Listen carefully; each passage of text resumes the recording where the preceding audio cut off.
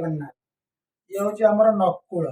ଆଜ୍ଞା ଦେଖନ୍ତୁ, ନକୁଳ ଶୋଇଛି ବର୍ତ୍ତମାନ। ଯାଇଥିଲା ବହୁତ ଦିନ ହେଲାଣି, ଆଜି ଆସିଛି। ଆଜି ଟିକେ ବୁଲାବୁଲି କରିବ। ଆଉ ଏପଟେ ଇଏ ହଉଛନ୍ତି ଆମର ୟାରା।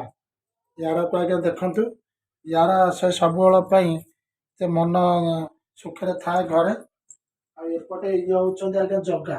ଏପଟେ ଦେଖନ୍ତୁ ଜଗା। ଜଗା ତାର ଖାଇ ଚାଲିଛି।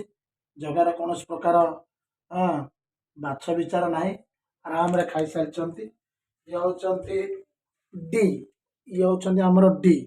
ଡି କି ଆଜ୍ଞା ଦେଖନ୍ତୁ, ଡି ଅତି ଆନନ୍ଦର ସହିତ ଅଛନ୍ତି ଏବଂ ତାଙ୍କର ସବୁ ଘର ହେଇଛି ଏପଟେ। ଆଜ୍ଞା ଚାଲନ୍ତୁ ମୁଁ ଦେଖଉଛି। ଏପଟେ ଆଜ୍ଞା ଆସନ୍ତୁ, ଇଏ ହଉଛି ତାଙ୍କର ଘର। ଏପଟେ ଦେଖନ୍ତୁ, ଏଇଟା ହଉଛି ତାଙ୍କର ଘର। ଆ ଭିତରେ ସବୁ ଅଛନ୍ତି, ଏଇଠି ଦେଖନ୍ତୁ। ଏଇଠି ଏପଟେ ପଳେଇଲେ। ଏଇଟା ହଉଛି ତାଙ୍କର ଘର। ଏ ଘରଟି ତିଆରି ହେଇଛି ତାଙ୍କ ପାଇଁ। ଇଏ ହଉଛି ମିଟି। ଏଠି ଦେଖନ୍ତୁ ମିଟି, ଏଠି ଦେଖନ୍ତୁ ମିଟି। ଇଏ ହଉଛି ମିଟି ଆମର ମିଟି। ଆଉ ଏପଟେ ଦି ଜଣ ଅଛନ୍ତି ଏଇଠି। ଇଏ ଏପଟେ ଆଉ ଜଣେ ଅଛନ୍ତି।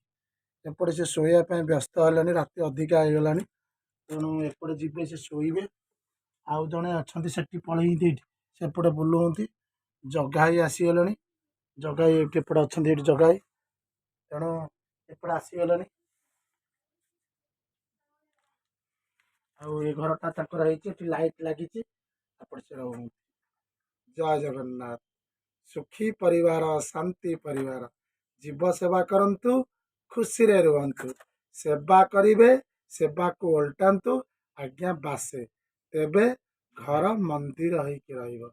ଜୟ ଜଗନ୍ନାଥ।